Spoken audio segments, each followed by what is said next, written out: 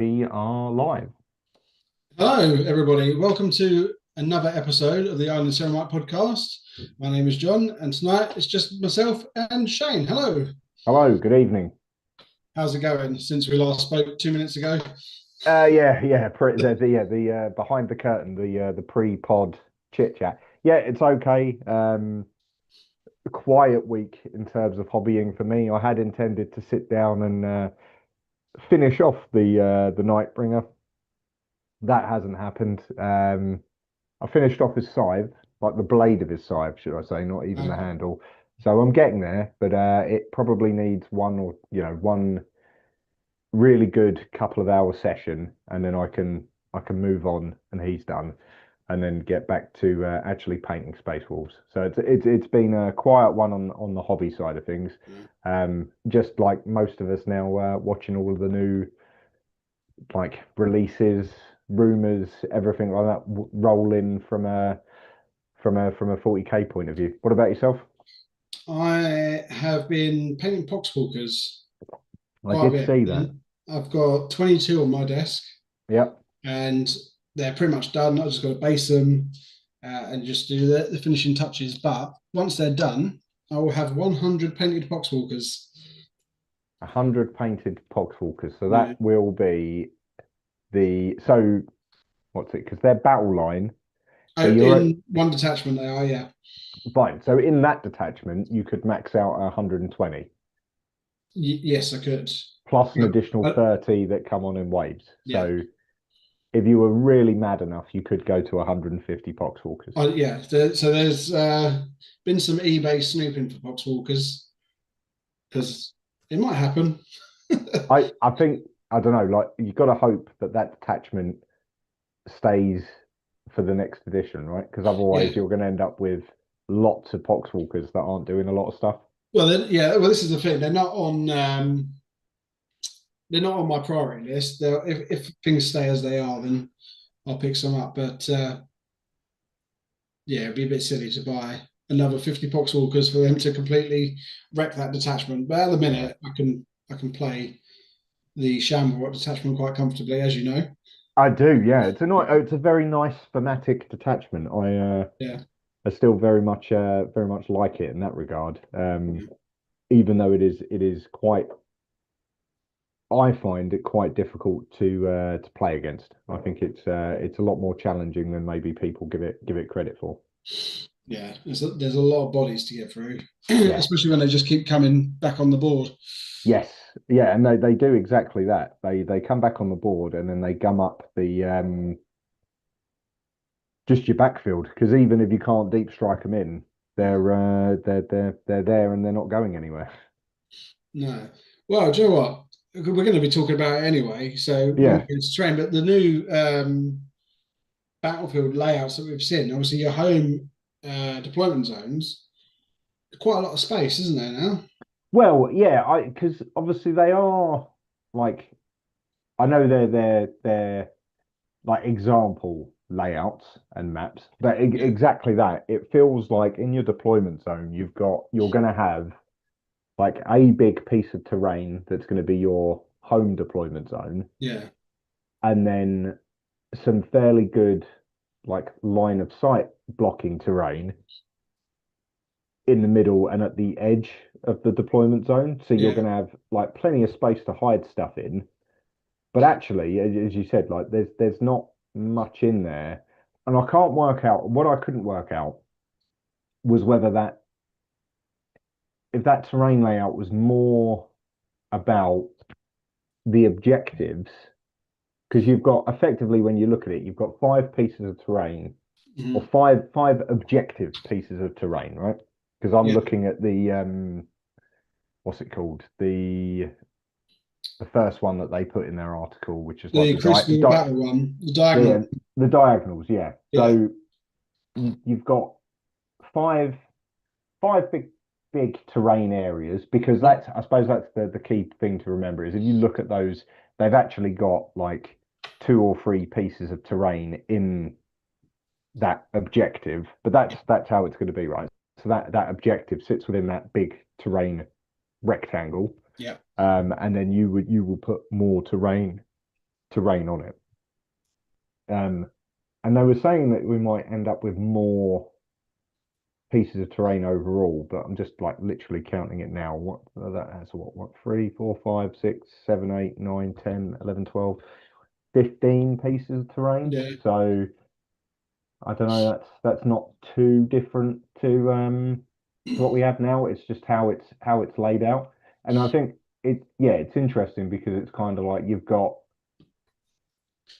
the no man's land is where all of the terrain actually exists, really. Like there's big chunks of it in there. And then which is interesting from a point of behind enemy lines and stuff like that. Once you break through to the other side of the no man's land and you're in the deployment zone, it kind of gets a bit barren, if you know what I Yeah. mean. It looks like, as you said, there's lots and lots of space, and that in itself is going to be quite, that's going to be quite impactful depending on, how the game's going to go. Mm. I think, like, as I said, it is really interesting to see the layout, which is nice. So it's good from that point of view, but it does seem a bit strange. And then when you look at the hammer and anvil layout, Yeah. it's similar thing from that point of view. In that what we got 5, 6, 7, 8, 9, 10, 11, 12, 13, 14, 15 bits of terrain. So it is interesting how they're gonna do it. What I can't work out as well, I've just noticed it now, and I don't know how much it's gonna have an impact. Where they've got the on the hammer and anvil layout, Hmm. they've at the halfway line, which is normally where you have it, they've got two little arrows either end denoting attacker defender, like in each direction. Yeah. I think Which you mentioned somewhere because it's like that's your territory rather than your. So you've got your deployment zone. I think you've got your territory. yeah, Maybe that's not the right word, but I'm sure that's what they said because it's on. Is it on the other one? Yeah, it's on both maps as well. yeah, So maybe that's going to score you a bit more if you can say you're into your opponent's territory as well. I'm wondering, yeah, it could be that there could be secondaries related to it. It could be that, like as I said, the if you think about it, there's objectives that are going to be in the territory but not in the deployment zone that might score points, if that makes sense. So, Yeah. there'll be one of those objectives is in the defender's territory, let's say. So there could be stuff like that. I wonder, and this is completely tinfoil, is whether or not, given, things like infiltrate, whether they'll tweak the infiltrate rules and be like you can only infiltrate up to the Yeah. edge of your territory, which still wouldn't necessarily change the game too much because you'd probably still have that 9-inch bubble and stuff like that, but it might make you think about how you do things because you're not going to be able to be as close to your opponent's deployment zone. Yeah. And then the 15-inch, not low Uh, knob, the 15-inch like safety thing as well. the visibility, yeah, That's going to help you. Depending, I don't know, because you have to be in terrain to stay in, don't you? So I don't think yeah, you couldn't just stand in like that back corner and be fine. But then on the other hand, the firing lanes are pretty much minimal. you wouldn't be able to be shot anyway because there's Yeah, there's no way of. Well, tell you what, you would be able to be shot, but only once your opponent has kind of got himself either into your territory or into your deployment zone. yeah, I think it will be what will be interesting because obviously that 15-inch loan up, or as we're saying, that stay hidden rule. yeah, Again, they've been very careful with the wording of it. They're like in most cases. So I think there will be units, troops, whatever it is, that will have, like now we've got, certain troops that have special abilities and stuff like that. There'll be some type of unit that will be like, whether it's a scout or an infiltrator or whatever it is, that will have the ability to be like, can see troops at 20 inches yeah, or something like that. Because otherwise, why would they say in most cases? Like, I think they're leading that in an interesting direction. So I think they're purposely calling that out because there will be, I think there will be abilities that come in that make that thing make that change. Yeah. Obviously, this is from the layouts we're looking at from the for those joining online, that they're from the Warhammer community update that came on the 8th of April. We'll come on to the other article in a minute. And alongside, obviously, the table layouts, which are quite interesting, and then the two new missions, which we'll come on to anyway, was the how like obscuring was going to work, hidden and obscuring. So you've got like the 15 inches, but then also how, depending on where you are in the footprint of the terrain, will depend on Yeah. whether you're visible, and whether, yeah, again, the 15 inches is is important. And it still looks like they're going to have the rule where if you're the other side of the terrain, you're not going to be able to be seen. So if you're one side of it and you're shooting from the other, you're not going to be able to shoot through. But if someone's in the terrain and they've got like an arm poking out, then they'll be visible. But if you're 15 inches away and in the terrain and hidden, you won't be visible. Yeah. I think it will. I think although there's lots of things we talked about there, I think that one will make. I think it will play fine. I think it will make sense once you're playing it. Yeah. It's not too. I think it just looks complicated because of the arrows going back and forth and Yeah. stuff. But it makes sense once you break it down because like D to A, yeah, they can't see each other. Fine. That's not really a change No. because they're behind the terrain. It'd just be if they elaborate a little bit because I would assume looking at that image that D going on to B, Yeah. the whole of D can shoot, but I would still say only that one or two that are poking out and be able to shoot back because they're not going to just say the whole unit can do it, are they? If you can't actually see. But right now, the rules for terrain, if you're in terrain, you Yeah. can shoot out of it, can't you?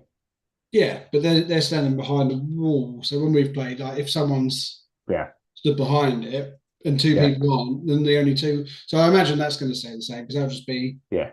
So like natural line of sight you would will still just be a thing. Yeah. you would just put all your OP weapons behind and you go your pistol stood. You don't mind if he gets killed. Yeah. Yeah. And Yeah, no, then the wall of absolutely. death. I think I think that natural line of sight will still remain Yeah. a key element. I think that's fine. Hmm. I think I was going to say the missions they showed off. So, primary mission for a disruption force taking on a taken hold opponent was the death trap one. Yeah. So that was the one where you've got a trap. We talked about that one before, didn't we? No, I don't. I don't know. Do we This not? is the. It might well be. I'm not sure. So it was. Let's see. So end of your turn Was the other one for each. sabotage? Oh, it might have been, yeah, a different one. For each terrain area trapped, you get 2 VP. For each of those terrain areas that are an objective, you get 3 VP on top. Yeah. So that makes sense. As in, if you weren't able to fight over the main objective, you could just go, right, well, sod it, I'll go and trap all of these other ones and just build up some points. Yeah. And then any battle round, end of your turn, one or more enemy units that started the turn with a terrain area were destroyed if that terrain area was trapped. So again, that's incentivizing you to booby trap the terrain to score VP. And then, as per usual, the second battle round onwards, controlling one or more objectives for VP, excluding the home objective. Mm. So that's quite interesting. There's just you have to just hold one, and you'll score 4 VP. Doesn't Yeah. matter where it is, as long as it's not your home one. And then the other bit that's interesting is all of those trapping pieces. You can do any battle round, but the because you score it at the end of your turn, so you could, in theory, score that terrain trapping one from battle round one. Yeah. Because by the booby trap action, it says your shooting phase, one friendly unit within range of one objective, or within one terrain area that's not within your deployment zone that you've not yet trapped. Start the action, completes immediately. That terrain area is trapped. So once that's then trapped, Yeah. So that means because you score the trapping at the end of your turn, you would be able to score that round one. Yeah. So that's quite an interesting one. And then what they've said is place one of your operation markers within that terrain area. So I'm going to hazard a guess here that I think in the Armageddon launch set, we're either going to get those operation markers or they'll be in the terrain kit that they Yeah. sell. Yeah. One of the two. Otherwise, like again, there'll be plenty of third party operation markers, I'm sure that come out in due course. Yeah. Well, hopefully, from all the box sets of cars we've been collecting over the years, we've got the tokens that come with them, so Yeah, they'll yeah, do. yeah. They'll do for now if they're going to be difficult about it. We'll have something that we'll be able to use. Like Yeah. there's plenty of tokens out there that you can use, even if you just end up using loose change. It's Mm.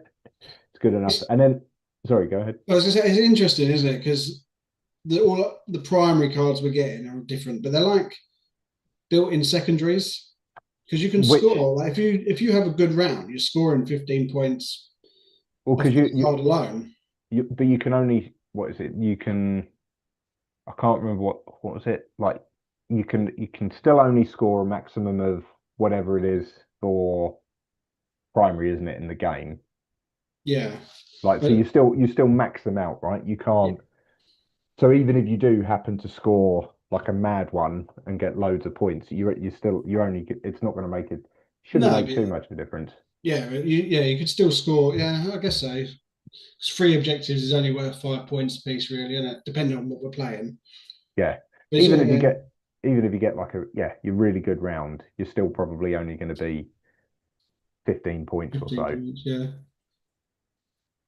Um, Mm. yeah. So it'll be yeah, we'll see what happens. I think then what was the other one? The other mission they said was the primary mission for a take and hold force taking on the opposite, so that disruption opponent, Yeah. which was determined acquisitions. This one is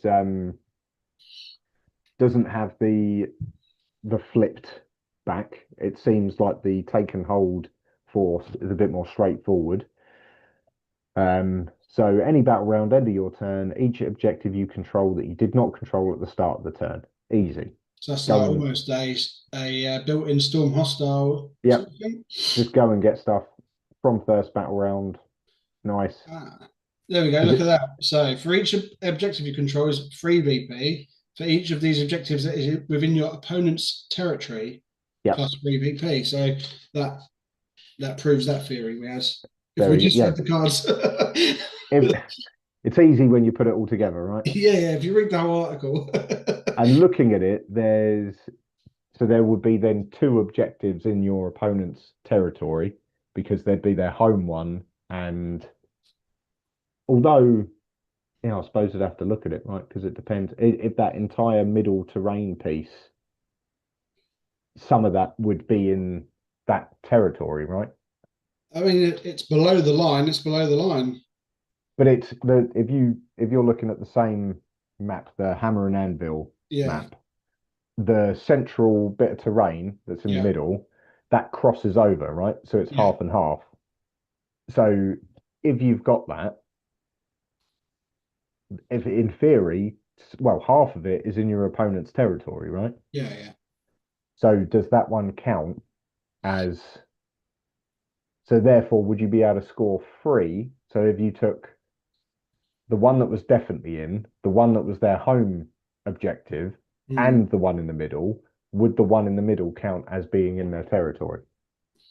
Well, there you go. There's our first Exactly. FAQ. Yeah, exactly that. So I think that'll be interesting. It'll be Yeah. interesting to see how that comes together. The other bit that was less of a it seems more thrown away, like people haven't necessarily looked at it, but I quite enjoyed it because I have actually used the plunging fire rule before. Mm. Um, is that plunging fire is going to be much more? It's going to be easier to unlock. Yes. But So this is the where thing because I don't because before or currently you have to go up to a second floor, don't you, to get it? yeah, so I used to get it when I had my when I used to play the Vindicar assassin. Yeah. He would always be up on the top of a tower, so he would get it. Yeah. or occasionally with the Necrons, the Lockhurst would be Yeah. up that high. But plunging fire in this edition is +1 AP, I think it is. So it's actually much better now. Well, the new edition, I think it'll be much better because you'll get +1 ballistic skill and you only need to be one floor up. And then if you're a towering unit, which won't affect any of my units, but would affect some of yours if you start running your Death Yeah. Guard Nice knights, out. Yeah. they would get plunging fire as well. So Mm. that becomes much +1 ballistic skill, I think becomes is much more valuable than +1 AP. Yeah. Definitely. Yeah. Big Um, time.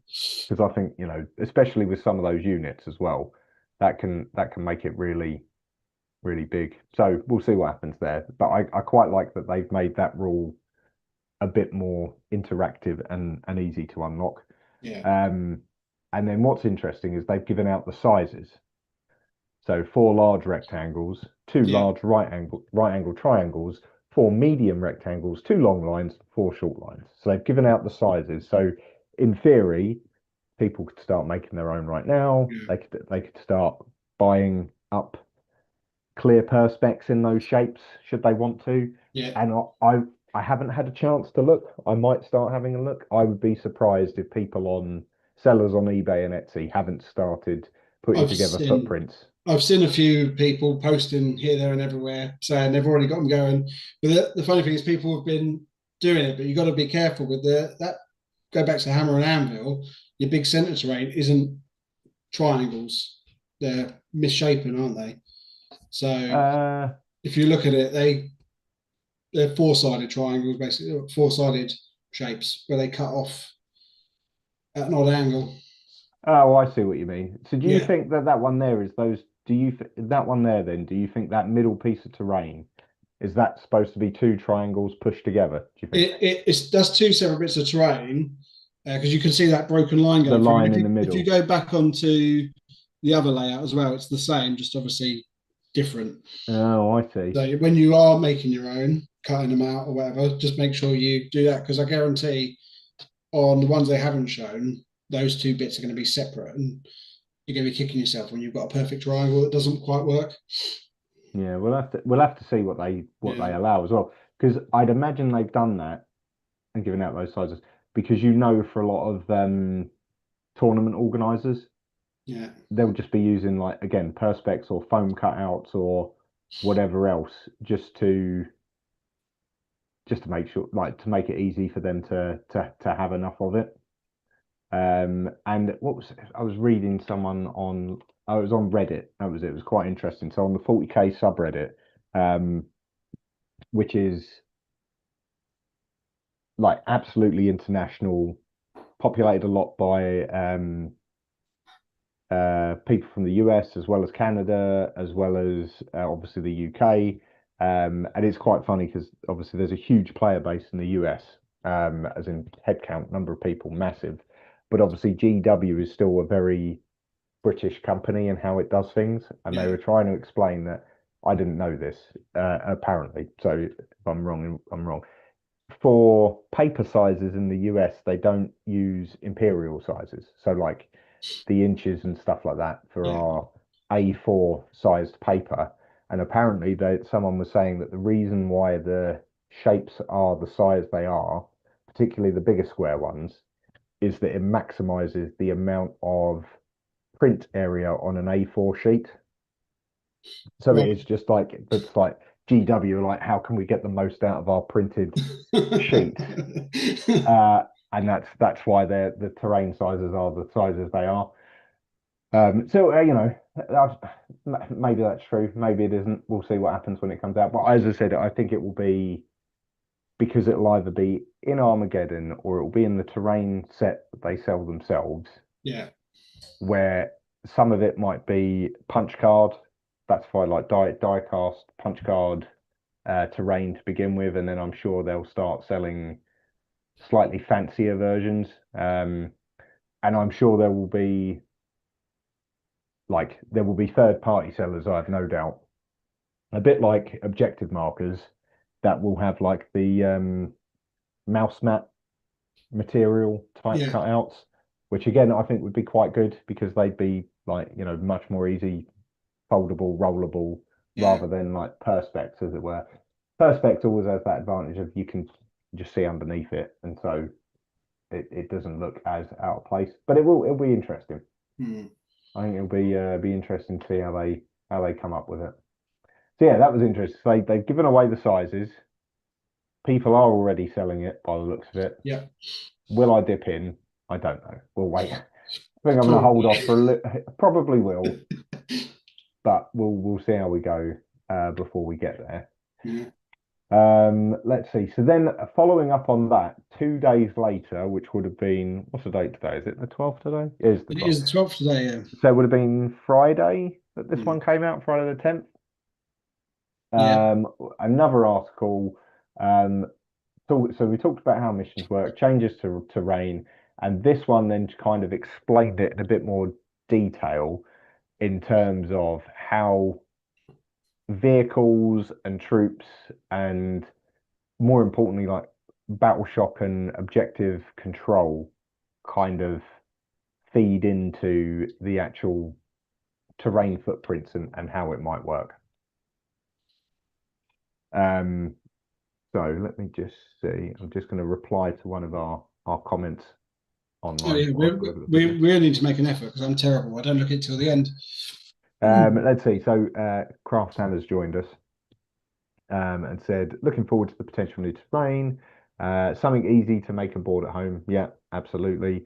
But to be honest, don't give much hope for rules wise at the start of the edition, maybe 3 to 6 months in after launch when the bugs have been fixed. So, as we're saying, like a lot of the FAQs, Yeah. that feels like that's, you know, absolutely what is likely to happen. Tin of Um, beans, cereal box. I think, yeah, I suppose it's always the case with the start of a new edition, right? Is that they've got to they don't really know how much FAQing and changing to do until they've stressed like they've let the player base go at it Yeah. because they'll have play tested it and they'll have play tested it behind closed doors and they'll have so many games that they've been able to put through it and like try and get it up and running. There won't be anywhere near as many edge cases as they get when they suddenly start running it and you get it on the tournament scene and you've got thousands of games, hundreds of thousands of games worth of data to kind of go, oh, okay, we weren't expecting this interaction. Yeah.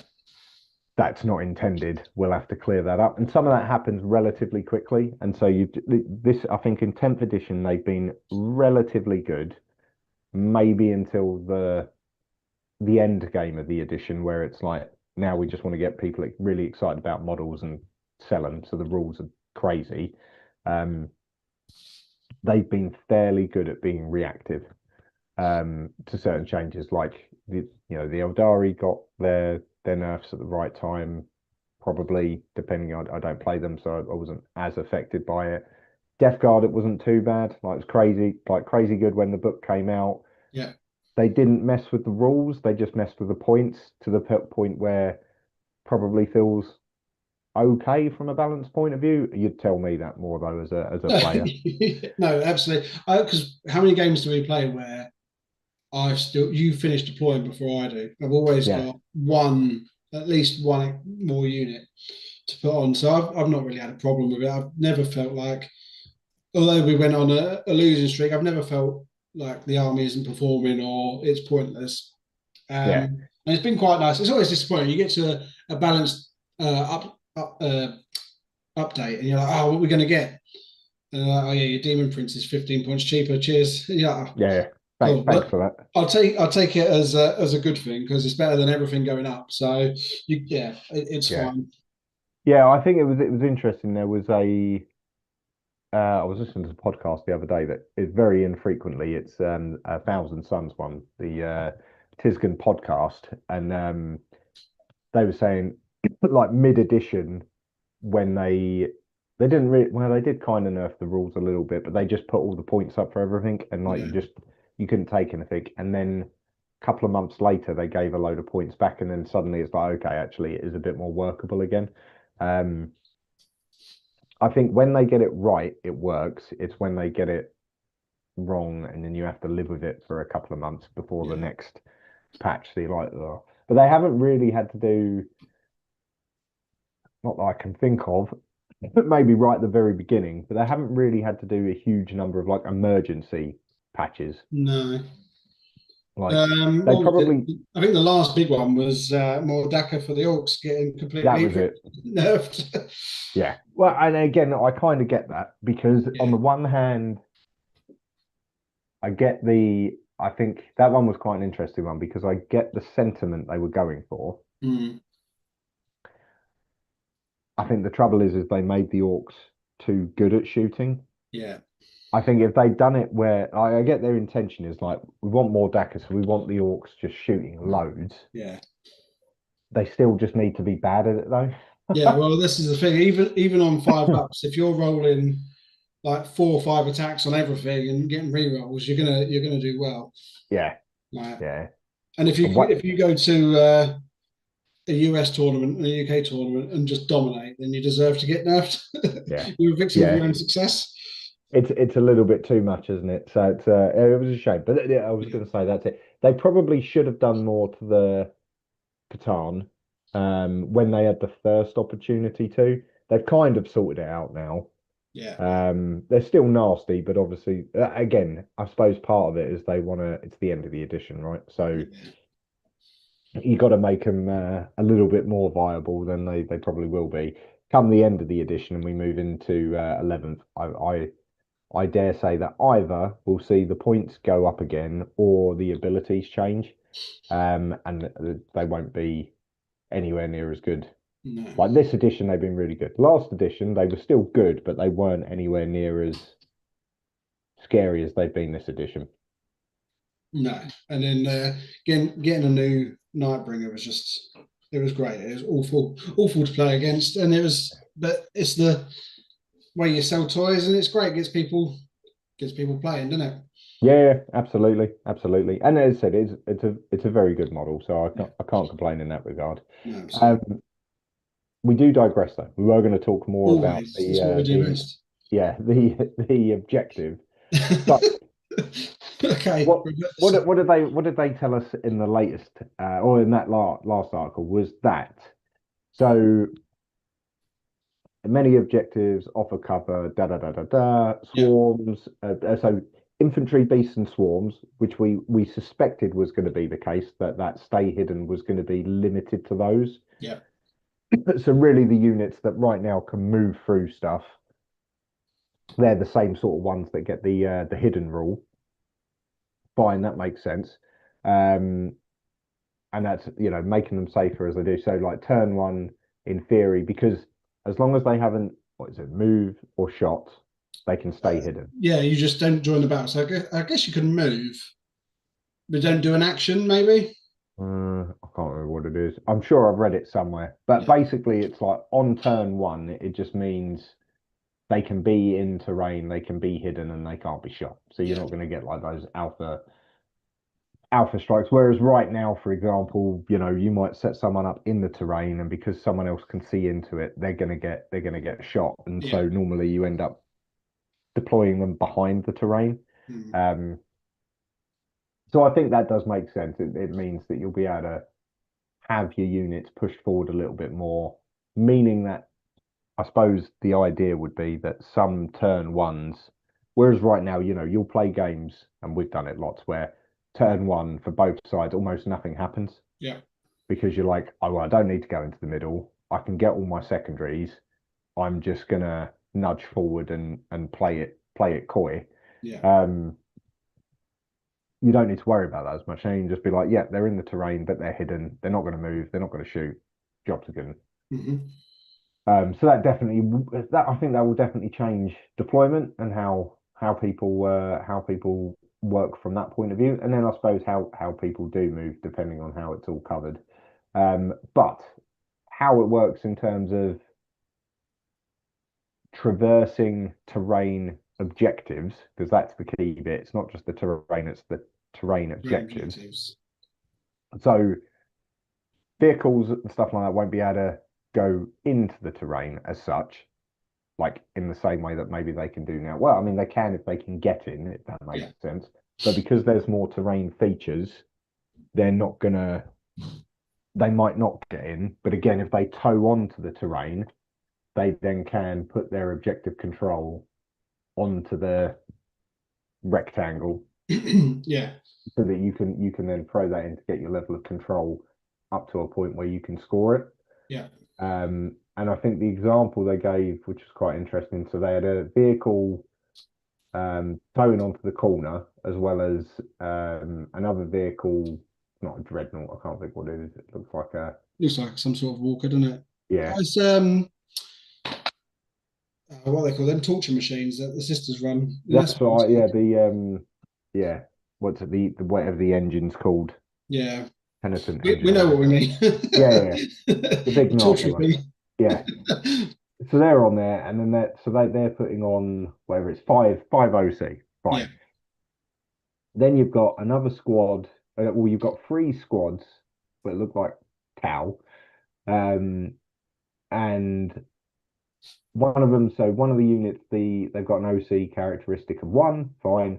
Six of the models are within the terrain area, so they're not wholly within. One of them's overhanging, but that's still six anyway, I think. So if you go with the other squad, so you've got that also, you've probably just upset a lot of people. They're world eaters. Are they? They're not, yeah, if you zoom in, they're Oh, not I'll have to town. zoom in. Oh well, world eaters and Tau, ten a Same penny. thing. Yeah. It's all the same Uh, stuff. so I think for infantry now, you have to be wholly on. You can't be half and half because, No, no, no. Well, I know this picture. One of them is half on, yeah, so but that gives them. you've got five from that jackal squad that are wholly on it, and one overhanging, and then the bottom squad of Marines, you've got one wholly on and one overhanging. So that's your Yeah, but six. no, no, no. So that bottom squad are battle shocked. Oh, are they? Oh, Yeah. So both players, the blue player.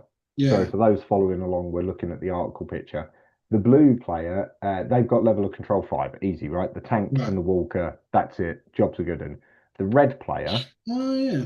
they've got level of control six because they've got six of the top squad, Yeah. all with one, on the objective, including the Okay. overhanging one. Fine. Okay. The squad at the bottom, now this is the bit that was interesting that Auspex Tactics picked up, which I quite liked, is that bottom squad, they have a OC characteristic, because they're battle shocked, their OC characteristic is not zero, Hmm. it's dash, So which how is is that? an How does that make it different? so it's an important nuance, right? Because right Right. now in this edition, it is your OC goes to zero, Yeah. right? Whereas on this one, it's saying you don't have OC, Right. right? So you don't have OC. So there is a subtle difference there because obviously there's a couple of bits that happen with Battle Shock. One of them is obviously actions. So as long as you've got OC, you can do an action. That's fine.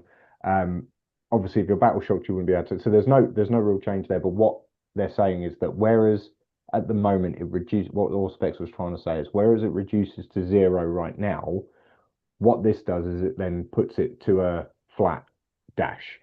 And why that's important is it could be how it interacts with things like banner bearers and other stratagems where it influences your OC. So you might be battle shocked and still have an OC1 because you've got a banner. Yeah. That gives +1 to your OC. So if you're OC zero, you become OC1 even if you're battle shocked. Okay. Whereas this would say, doesn't matter, your OC goes to dash. Right. So I So you think just it's don't have any OC. So that, there's and no they're fiddling around with it. exactly. Yeah. It removes ways that people will be able to potentially influence OC depending on how, and Mm. again, it depends on how GW want to play it because right now we don't know. That's just, you know, again, wild speculation. But again, if we take it that they've been intentional with how they're doing it, Yeah. then that makes, that there's a reason why they've said it's dash rather than zero. Okay. I did not see that box before, so that makes a lot more sense because I was Yeah, under the impression that you had to be wholly on it, but that makes a lot more sense. yeah, Okay, fine. So that's me learning to read. yeah. Well, we're all going on this journey, right? Yeah, Like, so it's interesting that point, and you are right. It's the stay hidden is just if you shoot, so you yeah. can move. Okay. Well, that's cool. At least you can start. You can do a bit of staging then. Yeah, I think that's what it said anyway. Yeah. Let me just check. And then going back to the chat, Craft Hammer. So, how will they handle artillery with hidden units? So, can you blast an area and hit them, or can't you use it? So, I don't know how they're going to work that out because if you've got a mortar, is it just know that you don't know they're there, so you can't target them? I think that's it. I think Indirect, indirect fire, yeah, either they'll write a different rule or they'll write like, because again, this is where they've got in most cases, right? yeah, So it might be like indirect fire isn't affected. Feels like that wouldn't be the case, but I bet what they would do is it's probably something like the unit can, as a, so if the unit isn't hidden, yeah. it can be targeted with indirect fire. Go for it, yeah, So what you'd probably want to do is you'd be wanting to get a unit within 15 inches of them to take away their hidden status, and then you indirect fire them. yeah. That The other might be thing one way of is, doing it. yeah, because obviously now, say like you're free up to hit, fine, because you can see them, you got line of sight. Indirect goes to a four up, but then if they're hidden, if you're an artillery piece, a lot of the time you're just softening the ground up anyway. So maybe they say you can target it if you've got indirect, but it goes to a six. So then it's like, is it worth targeting that unit? Or it's a Yeah, strat, maybe. Because if they're trying to make it more thematic all round, like Warhammer, like the lore is we just blow everything up because we can. So yeah. why could you not just why? It's like on Family Guy when they take them out of Star Wars and their rejection is like, no, don't shoot that pod. It's like, well, we're paying for the lasers now. Yeah, So maybe they'll just be like, no, no, no, they're hidden. Just you've got other stuff to shoot at, or they might put a ballistic increase on it. yeah. Again, it'll be interesting to see, right? Like indirect fire, because again, that was one that changed dramatically throughout the 10th edition anyway, Yeah. because it started like way back at the start of the edition. Whirlwind spam was still a thing for Space Marines Mm. because you could have two or three whirlwinds, and because they indirect fire didn't have any negatives, or no, it did because it's still indirect, so it's like -1 to hit. But because you could have them in certain detachments, you could buff that to hit roll. Yeah. So it took that away, and that's why they then introduced the regardless, it's 4+, Mm. because that was the issue is that you should have been, you know, as written. Like I think the intention was it's always harder to hit with indirect fire, Yeah. Yeah. but because of all of the detachments and rules and things like that, buffs, it was easy enough to make them hit on trees or whatever. And then with that weight of fire from the whirlwinds, it was just like, no, we can't do this. And that's when the Lord of Virulence come out, and they were It like, yeah, did, he's yeah, going to be your vehicle character. And we're like, cool, you can send him off, and he's going to get you two up on indirect off of stuff. And they went, nah, yeah, he's not going to do any of that. He's going to go yeah. with Blight Lords, and you're not going to run him.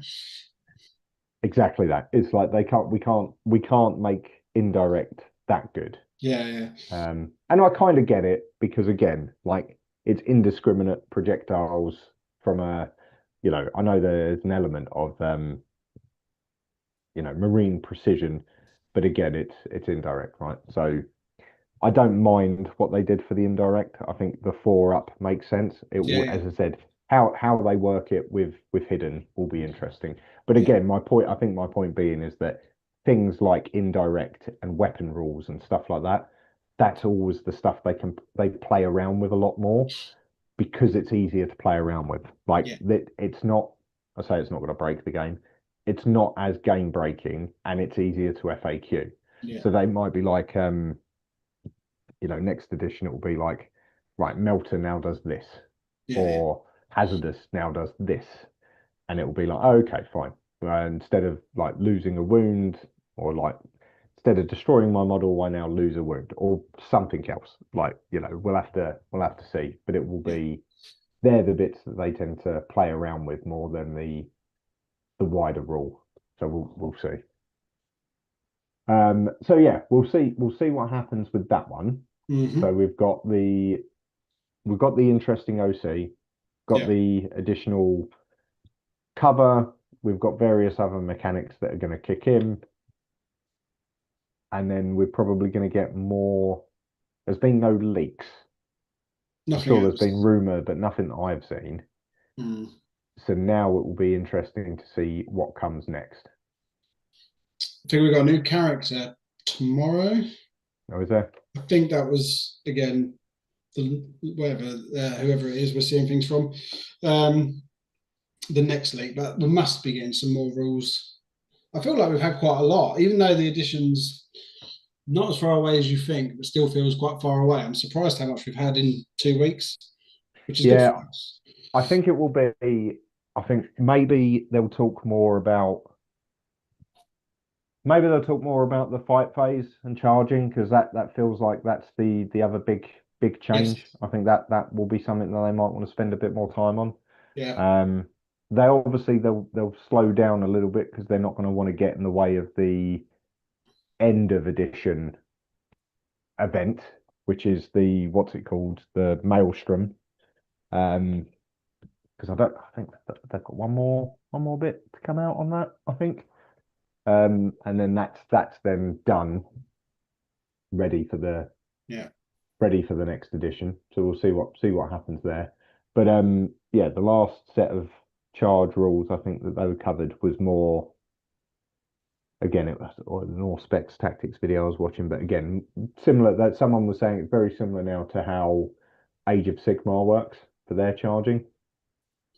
And then someone else made the point, like in the chat, in the comments, that it seems that Age of Sigmar tends to be like the test bed for a lot of things before it then moves over to 40k. And Okay. if you look at army construction and points and war gear and all that, that is all very similar to the Sigmar setup. Okay. So I don't know. We'll see. Keep an eye on Sigmar to see what might be coming. That's just going to be confusing. Yeah, like, yeah. I'm not playing any more of it. I'm not playing any more game mechanics or additions of anything else. I'll just stick with where we are. Yeah. Um, yeah, I was going to say the pre-orders of the custodes. That's fine. People want to play custodes. Pay to win. Yep, indeed. So yeah, we'll have to wait and see what comes Yeah, next. So that's. I think that's probably our new 40k content, right? it's up to date. Yeah. But Um, more importantly, because there's a few people watching, I don't know if you've joined us before, but Shane declared 2026 as Year of the Wolf, didn't you? indeed. You better believe I did. Yeah. And how many games have we played with the Space Wolves? One, One. This week is, one whole game. is Spring of the Wolves. Yes, it started. We've got it going. Yeah. It definitely wasn't the it's not the list that I will intend to play by the time we get through to the end, but it's still a fun list. It's one that I've run before. Yeah. Nearly. There are a few changes to it. I was trying recently, so I think the last time I played the Wolves, it was just classic tournament Space Marines, right? So Yeah. you had infiltrators, you had all scouts, you had jump pack intercessors, normal intercessors, and then a few Space Wolves character units and stuff like that. This Yeah. one was a little bit less tournamenty and a bit more Space Wolfy, um, but not full on yet. So what did I have in the list? So I had Bjorn the Fell-Handed, classic old hammer Bjorn, Hmm. leading it up. He was as always, pretty good. Aryak Rockfist leading up a brick of 10 Terminators, so quite tasty in that regard. And then Ragnar holding up a block of 10 Bloodclaws. And then the 10 Bloodclaws were in a Land Raider. The Terminators I put Deep Strike, and Bjorn was on the board to Yeah. farm CP. Then alongside that, squad of scouts, squad of intercessors, and a squad of Thunderwolf, 6 Thunderwolf cavalry. Yeah. And I think that was oh, and the infiltrators as well. So I think that was it. But it was against the um oh, and sorry, and then of course the two other dreadnoughts, the Redemptor and the Ballistus. Never Yes. never leave home without them. So relatively well balanced list actually, like not Yes. not too bad. Plenty of utility, plenty of everything that you'd want from an anti-tank point of view, as well as some stuff that can blend if you need it to.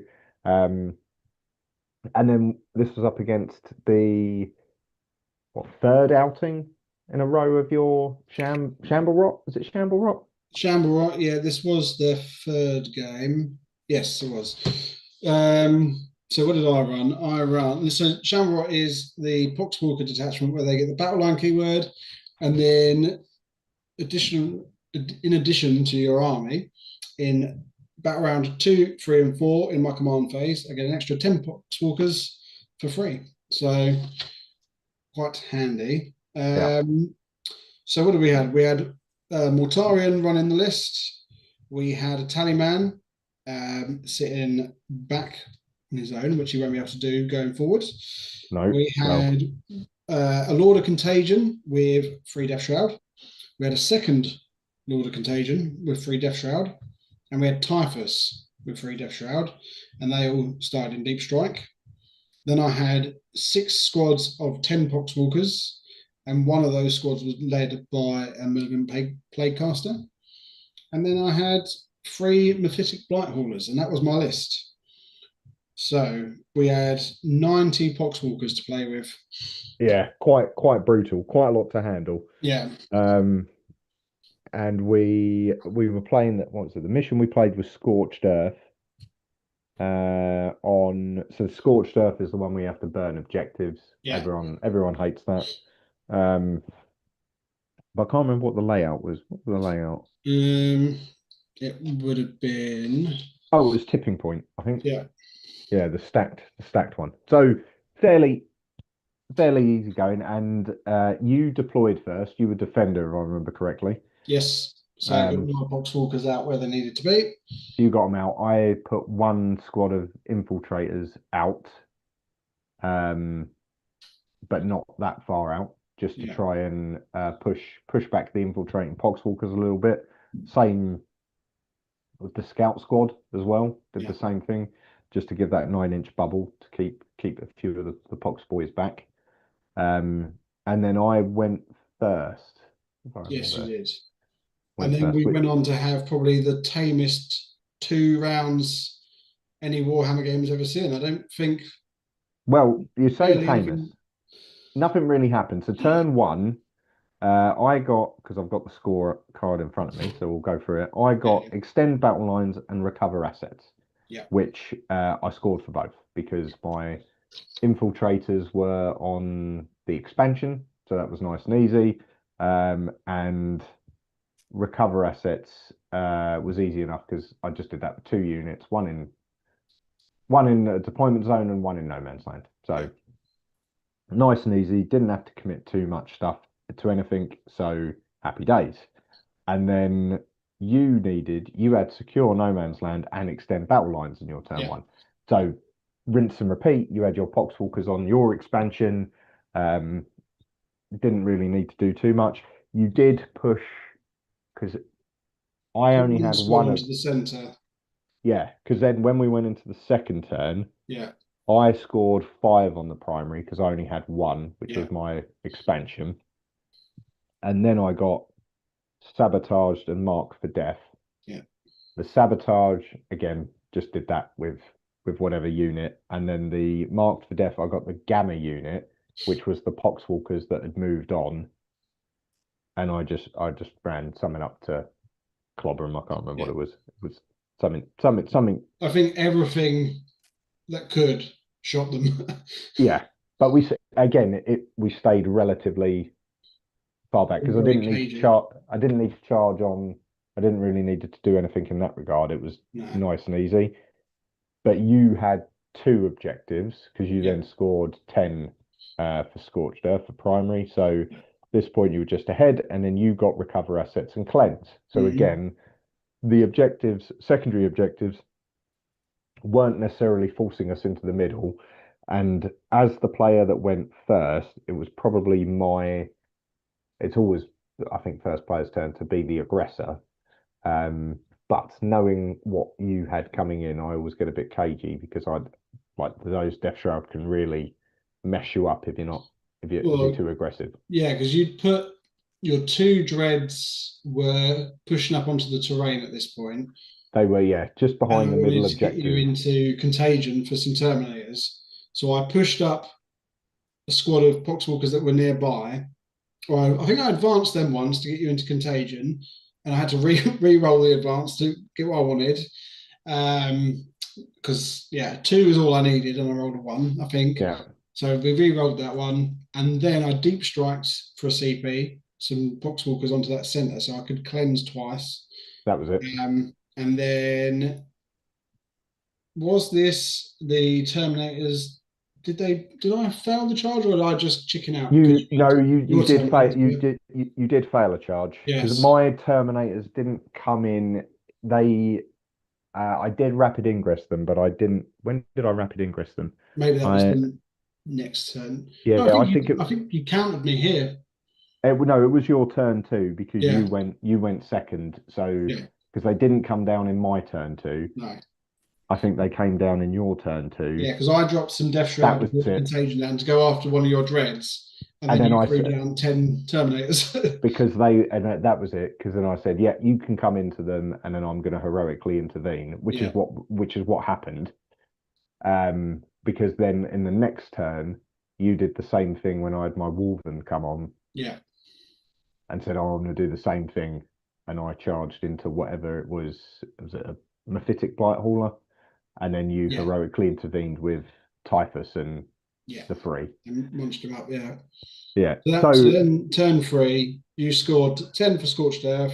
yeah, Then you got Storm Hostile, which I think you took the middle off me yeah, nicely, and then Secure No Man's Land because you held that right flank because I yeah, can because the Poxwalkers that were there didn't hang around, and then Typhus obviously and the Blight Hauler got stuck with your Wolven. yeah, That exactly scored you that. a And nice. you stayed away from it because I had my Thunderwolves behind it at that point. Yeah, That with a strat I could charge through. So you were within potential threat range, so yeah. you stayed back, which I think was probably the right call. Oh yeah, yeah. Because then Then into your turn for you scored. So at this point, because it's scorched earth, it's easy to score both sides to score tens yeah, because it's not too dramatic in that regard. So you yeah, you scored a 10 in your turn three, and then you drew bring it down. yeah. Uh, I can't remember which order you did it, but you got bring it down, establish locus and assassination, I think I and got rid of you established locus because I couldn't get the middle. that I was it. couldn't get into your deployment zone. Yeah, that was it. So you did bring it down. That was when you took down the Redemptor. Yeah, And then that was when because then the not the Thunderwolves, the Wolf Guard were there to pick up the Death Shroud that came in, yeah, as well as Morty was getting involved at that point. yeah, Um, so you got that. Then we go into turn four. Oh no, was it your turn? No, it would have been turn four. So my turn four, I scored yeah, 10 again.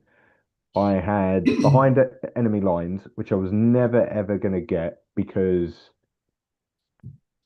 basically the backfield was crawling with the Walking Dead. yeah, yeah. There was no scrub. That was quite nice actually because I was just constantly pushing the line of poxwalkers up, Yeah, reinforce them in my turn, And I just the had a nice solid wave of three poxwalkers. conveyor belt, there was no way anything was getting in there. So I kind of like behind enemy lines wasn't really going to happen. No, But no prisoners was quite a good one. So that was happy yeah. enough with that. Like that was good, and that was basically I killed everything again in the middle, bar well pretty much everything. One of the obviously um lords uh One of the fell Lords of over. Contagion bit the dust. Yeah, The Death but Shroud bit the dust. this was the turn that Multi also bit the dust. Morty bit the dust in an epic way because this, I think, this was game deciding Yeah, in one aspect because I'd killed the Terminators, but Ayak was still alive, yeah. which was devastating. The Redemptor Dread was it one of your The dreadnoughts? Ballistus was still Ballistus alive. was down to 6 wounds. There was Wolf Guard, no Wolf So Cavalry nearby. Bjorn, yeah, Bjorn was still alive. Yeah, The Ballistus was still alive. Aryak was still alive. yeah, And the Wolf, the Thunderwolf cavalry were they were five, I think five of them at this point. So it's a pretty chunky, there, you had a lot in the middle yeah. to go off, but Morty died and he did a deadly demise. And the big news was we rolled a 5 against I Ayak, yeah, and we rolled a 5 against the Dread, yeah. which So put them took both them, down to 1 wound, which was wonderful. yeah, took out one of the Thunderwolves because they were Yeah, down to four by the end. So that really because then at that point they were very soft and yeah, squishy. It took a couple of wounds off Bjorn as well yeah, because it was Bjorn that came in and killed him, wasn't it? He thumped him with his yeah. So because because I didn't really play Morty. I mean, Morty did what he needed to do, but I didn't use any of his Lord of reactive the Death Guard properly. So you obviously hit me with your Dread ballistus. first, and Yeah, I used my reactive fight on death against him, and he didn't touch me because I only had 1 wound left, I think. And then Bjorn punched Morty back into the Death World.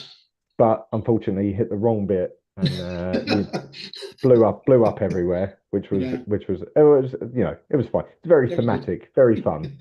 But that kind of gave me the middle, but it kind of didn't make because then we went into your turn. You scored 10 again. Yeah, You'd kept hold of assassination, and now all three characters I had were effectively out in the open because Ragnar had already gone into Typhus and friends, yeah, he was and playing with those guys. Yeah, he'd picked up all of the Death Shroud but hadn't killed Typhus. yeah, Um, Bjorn had been injured, but still had a bit going on. yeah, And Aryak was down to one. So assassination was on with Aryak. That was going to happen.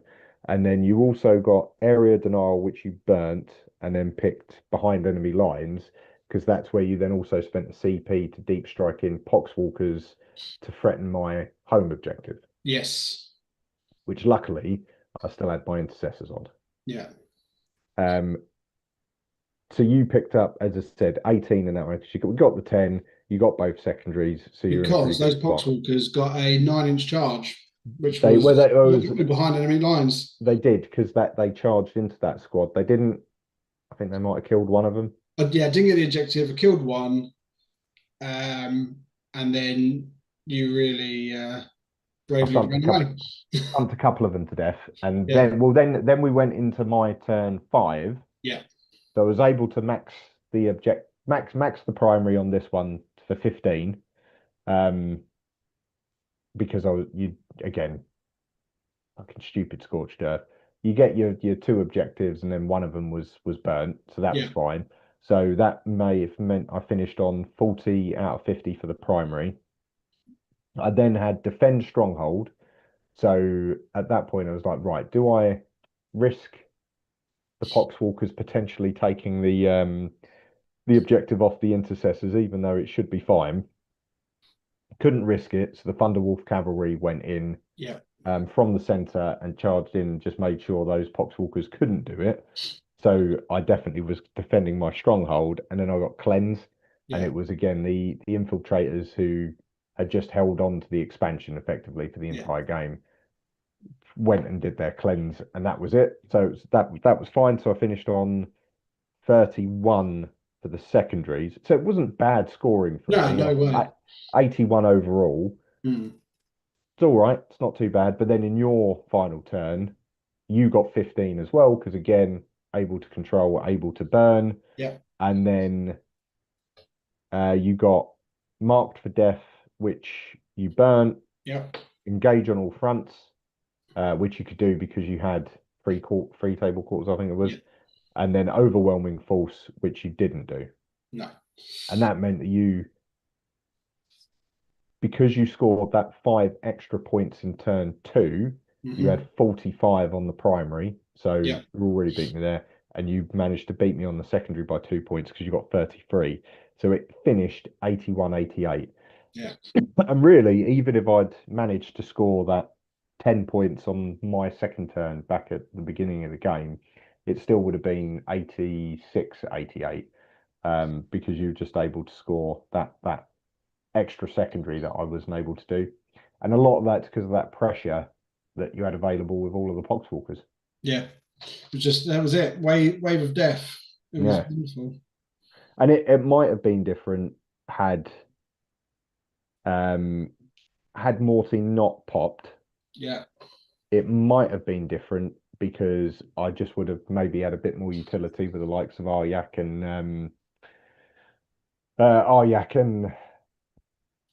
the Ballistus.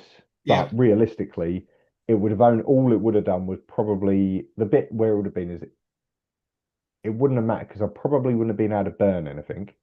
I still wouldn't have been able to get like another burn. So that wasn't really where I missed it. It would have only been denying you assassination, yeah, which still would have put you winning it anyway.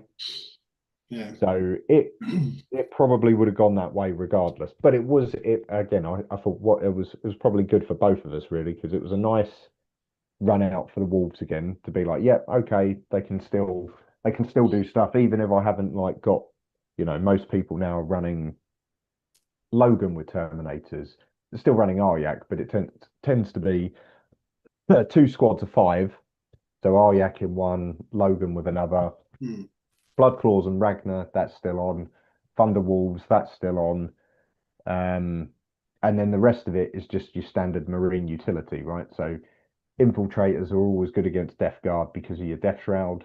yeah, Right, that's always a winner.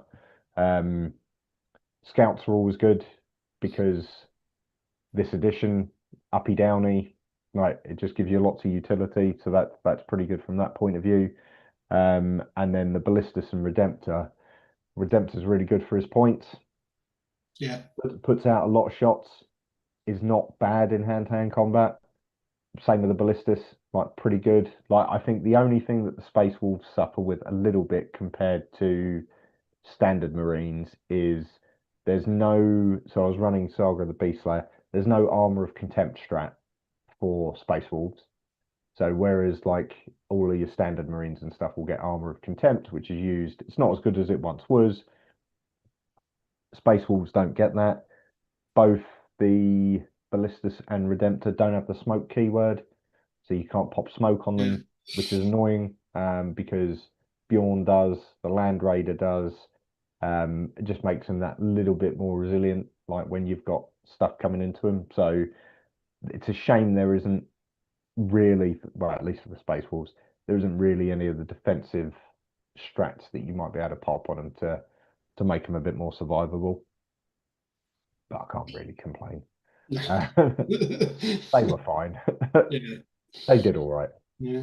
Oh, But I thought the Typhus Death didn't Guard, die for a Typhus change. didn't die because again, it's always quite interesting that the Ragnar and Bloodclaws are very good when they charge, Yeah, but they're still only they're going to get stuff done by weight of dice, and they did for three of the Death Shroud. They picked them up fairly easily, but then at that point, there's just not enough to chew through Typhus as well. yeah.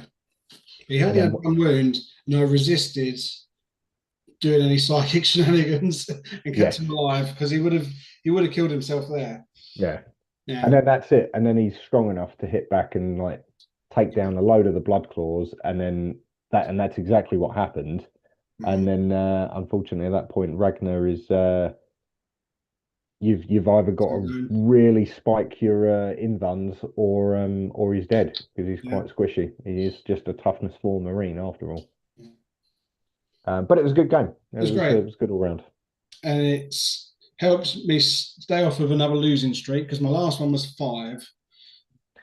Yes. And then you beat So me again after I won a game and put me back on my knees. So, well, we'll but see what happens in the next one, which is a that's couple of the weeks. first time I've beat you since the 30th of January. Wow. There you Yeah. go. Yeah. I mean to be fair though, I think before that, like there was a period, I can't remember when it was, maybe it was when I was running Thousand Suns consistently. I couldn't pick up a win. No, I know. And it's funny how that happens, isn't it? Yeah, it like, and then it's weird because then you have a break, and I went to Necrons, and it was like, brilliant, this is great, Necrons for the win. And Yeah. then I went back to the Thousand Suns and was like, oh, this is great. Like, why haven't I been playing them? Um, so that's fine. As I said, it's always fun when you pick up the armies you haven't played in a while. Yeah. So I did enjoy it. It's then just starting to remember all of the different strats and when to play them, like with the Space Wolves, particularly the Saga of the Beast Slayer. It's a good saga, but it's remembering things like when to play the reactive move and when to do stuff like that. I think that's the bit that you need to remember. But otherwise, pretty good. Yeah. I'm sure we will get many more games now that Year of the Wolf has actually taken off. It started. It started, and next list will be another Space Wolves list. It might even be the same list. We'll see. Yeah. I haven't decided. When's our next game? 21st. Yeah, I think The it's next something like game. that. So got a little bit of time to work something out. Yep. All Cool. right. And then Cool. I know we mentioned it before we start recording, and I'll only bring it up because I started off quite braggadelic at the start of the month, but Combat Cards has betrayed me. Yeah, or you came out the gates really quick. You Yeah, came out the gates super quick, like pushing early doors to get there, yeah, and I was like, that's fine. I can wait. That's like just need to slowly let it happen. And I think I gradually caught you up and then overtook you yeah, quite aggressively. Glenn, on the other hand, as Glenn does, he just kind of didn't do anything, and then suddenly out of nowhere, I wake up one morning and he's on 10,000 points, and I'm like, oh my god, yeah. he's gonna catch me now because we've only got, I think it finishes tomorrow. Tomorrow, yeah, 14 hours. I literally just looked, 14 hours. It's annoying because really I should have been about 8,000 points, but I just kept trying to. I've got to a point now where my cards aren't good enough Mm. to beat anyone. So instead of just grinding the lower ones, I was like, well, this worked. And I would lose one. I was like, well, I'll try again and lose. So I went from being roughly around 8,000 to 7,200. It's my own fault for being greedy. I should have just realised and waited. It is interesting because it is like I've where I am now, I've found like I also have now hit that ceiling, and it's like one of my lists, the Necron list, that works really well now just cannot buy a win. Yeah, And I'm like, okay, it's just gonna have to stop playing that list because I haven't played enough other Necrons to be like, I'm gonna play a different list. Of just like yeah, that deck is just gonna have to be put away. I now just need to do enough to keep Glenn off me. yeah. Well, yeah, 300, less than 300 points in it between the two of you. That's what I mean. But that's a big 300 points at this stage of Yeah, the season or whatever. So I think I think I've probably got enough, but I'll try and sneak a couple more over the line because he may well still come still make a late charge, yeah, and normally that's the bit that really kills it. And looking because you can have a look at that player's list as well, yeah, or like where he is at. And the thing is he's only running 5, and Yeah. his fifth place one, Chaos, is only 14 points off his fourth place one. Yeah. So if he does win with that, then he's going to jump his score up, and so he's going to be able to potentially keep churning if he keeps winning. Yeah. Whereas I've got, so I'm lucky. I still go down to 6 at the minute. Necrons are out of it now. I can't get them close. But if I can win with Orcs and Servants of the Emperor, then that will give me another 80-ish points. Yeah. So I may get a little bit further. We'll see. I have dropped down to, at one point I was like 180, position 180. I'm now down to 226. Just a warrant that I haven't really played over the weekend. And I Yeah. was hoping to get into that top 10% to get the Chaos Knight card, but I'm still only top 25. So Oh, that's a shame. unfortunately, I don't think I'm going to get there, but we'll Yeah. we'll see how we go. I was running six. I had like I've got Chaos at the top, Tau, Leagues of Votan, Space Marine. And I was doing Servants of the Emperor. I was running the big the knight, whatever it is, the big golden Oh, one. okay. And Yeah, that yeah, was yeah. doing wonders for me. And then I was running the big the souped up version of Gazgul, and he was untouchable. And then it just Just Yarrick gone. turned up, I guess, and just wrecked it. That was it. Yeah, yeah, yeah. So yeah, he's dropped right down below, like yeah, well below. So we'll see in the morning. Yeah, Hopefully, I'll get a few good cards to upgrade. Uh, but yeah, I can't compete sadly. it takes time, right? It Yeah, takes time. It'll get there, I'm sure. yeah. But I think that's everything, isn't it? I think for That's all today, up to date. yeah, Another indeed. week. So Cool. we'll be back next week, 9 o'clock, as always. Thank you very much, everyone who has joined us and stuck around.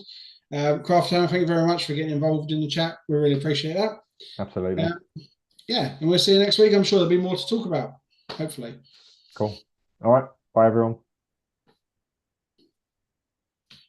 And we are done. Nice. Cool. All right. Good stuff. Yeah. All right. Let me just